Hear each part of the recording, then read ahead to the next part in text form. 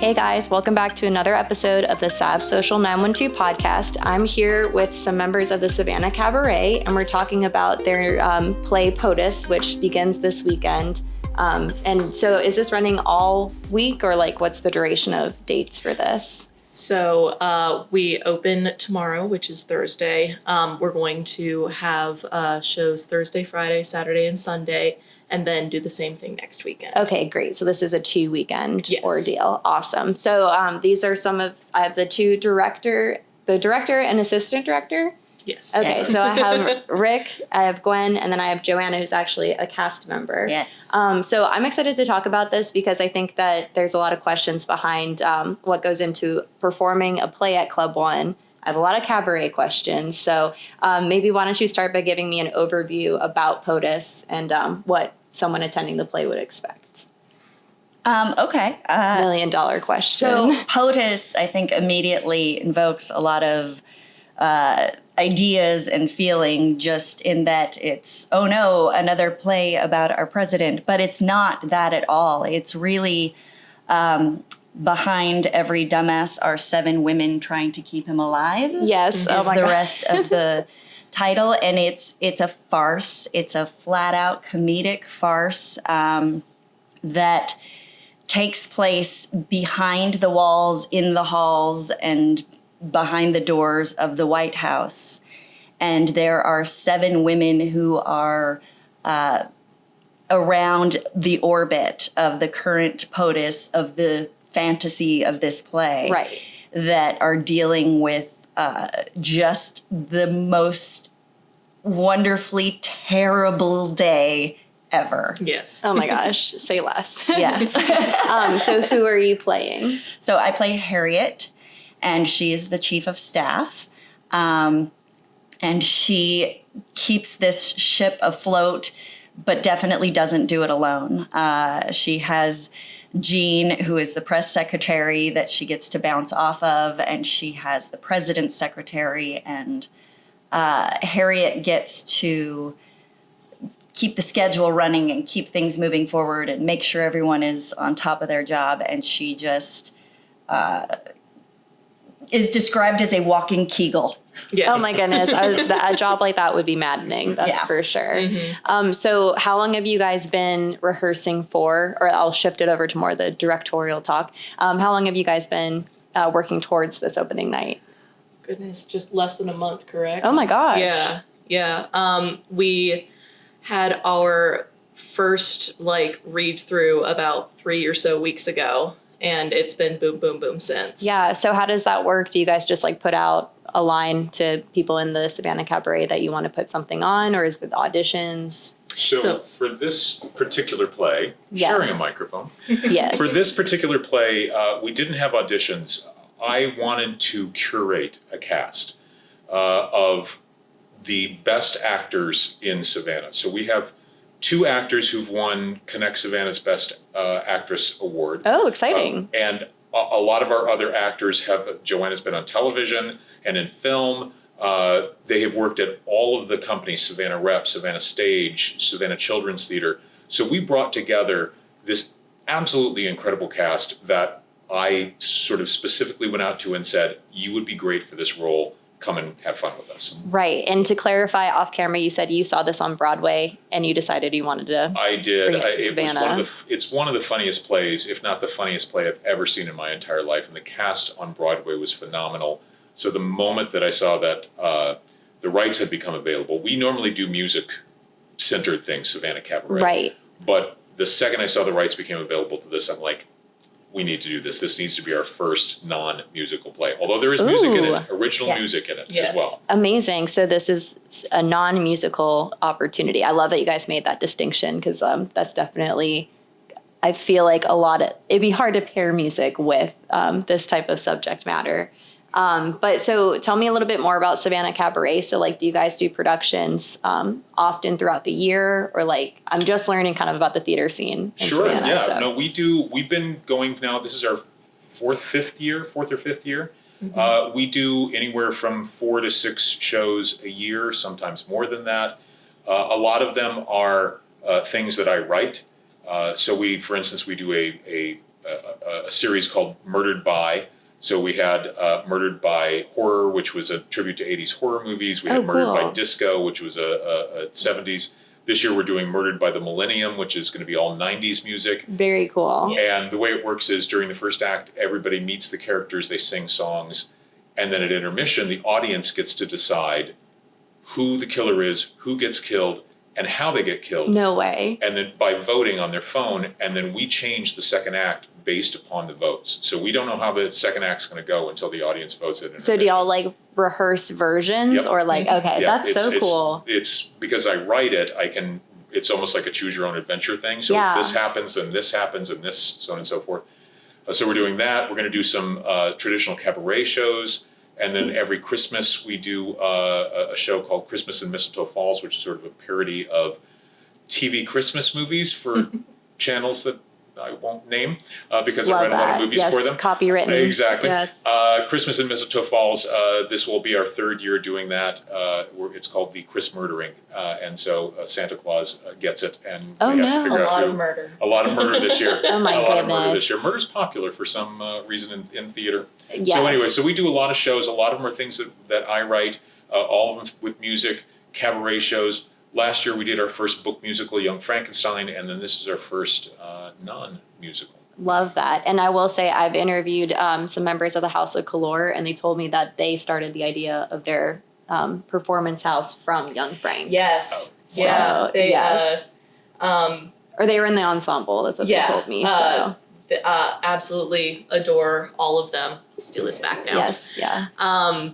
Yeah. We were backstage, and I also do burlesque. I produce the Bay Street Bombshells, which the House of Color often works out. I think Mona mentioned she did stuff with you. Exactly. That's so cool. But it was a big conversation backstage of like them wanting to get into it, and me and another cast member, Hannah Dodson, were sort of like, yes, do it. We're talking you into it. So I love that you guys are like, obviously have your own cool thing with cabaret, but you're fostering and inspiring other people to branch out and try something new, which I think is so special. I actually met Rick with the Savannah Performing Arts Festival.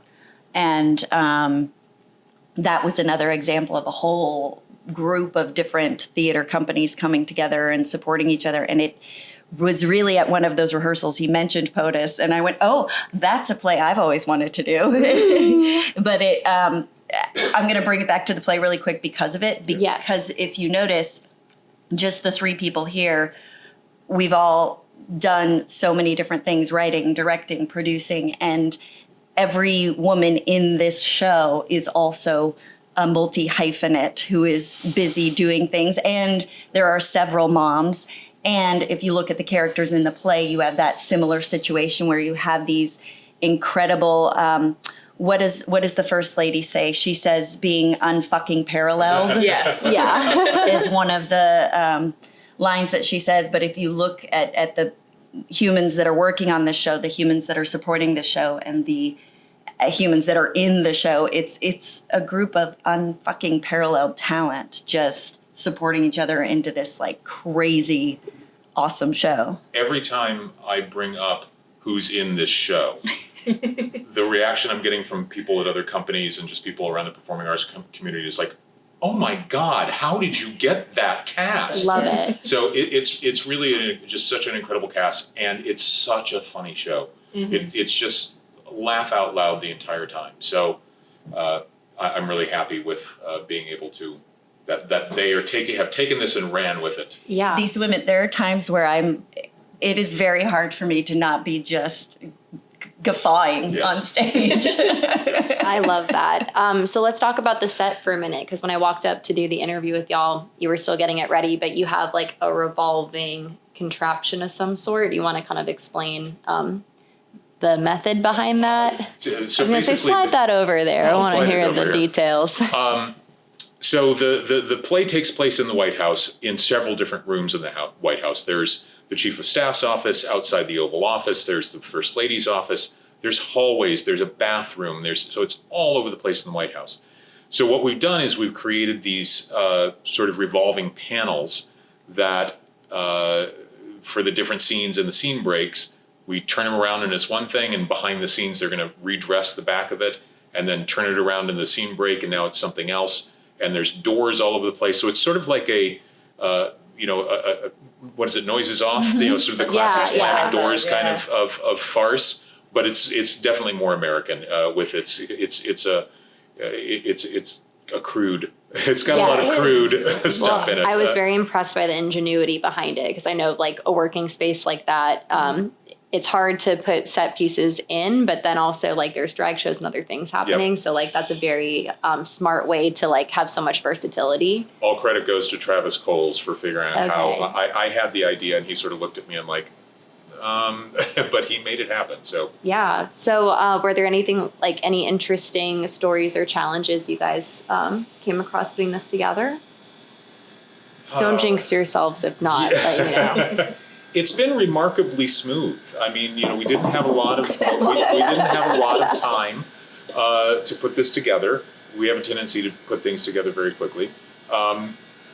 But again, I give all the credit for that to the cast and the crew. In addition to Gwen being assistant director, we've got an incredible stage manager, Ty Palmer. We've got behind the scenes people, sound and lights. Everybody is just, and then again, the cast is just a pro. Everybody's coming in, doing the work, getting it done, and Good. Yes. Well, it sounds like you have a really like outstanding group, both on the stage and behind the scenes. And I'm very excited to come and see what the play is about. So just to echo back, this is going to be this weekend, which is the 25th? 4th. So it okay. opens Thursday, April 24th. Okay. Thursday and Friday nights this week at 7 p.m. Saturday and Sunday at 3 p.m. Okay. The Saturday show is 18 and over, so all other dates are 21 and over because we're in a nightclub with a bar. Yes, yeah. But the Saturday show is 18 and over, so anybody who's in college can come and see the show. The following weekend, the same schedule, so that's May 1st through the 4th. Thursday, Friday nights at 7, Saturday, Sunday at 3, Saturday show 18 and over. Awesome. Well, I know I'm very excited, and I hope some of my listeners kind of get some context behind how fabulous and awesome this show is going to be. And once again, this is the Savannah Cabaret doing a non-musical production. So although there is music there in it. is Okay. Is someone singing? Somebody Is sings. that- okay. Yeah. So there's a whole I won't give away the whole joke, but there's a repeating joke about a playlist that a bunch of people are listening to called the Bitch Beats playlist. Yes. Okay. And it's in the script that you have to either license some music or create your own. And so we have created our own. We've written a bunch of just absolutely awful songs. Okay, I love this. I love this. And you'll hear them at intermission and hear them in between scenes, and then one of them is performed in the show live. Wow, that's very impressive to put this whole play on in like a month and a half and then make original music. Yep. That's fabulous. So how can we find you guys on the internet or social media? SavannahCabaret.com is our website. You can buy tickets there. Great. You can find us on social media on Facebook and Instagram and TikTok and all the usuals at Sav Cabaret, S-A-V Cabaret. Awesome. SavannahCabaret.com. Okay, yes, you heard it. That's where to find SavannahCabaret.com. They have no social media presence. Otherwise, It's all about the work. It's all don't about the bother looking them up. Right. Awesome. Well, thanks for meeting with me. And I hope everybody enjoyed another episode of the SavSocial912 Podcast. Please come and see POTUS. I think it's going to be a great show. And please go to Savannah Cabaret to buy the tickets. Anyway, thanks for watching, and you stay social, Savannah. Bye. Thank you. Bye. Bye.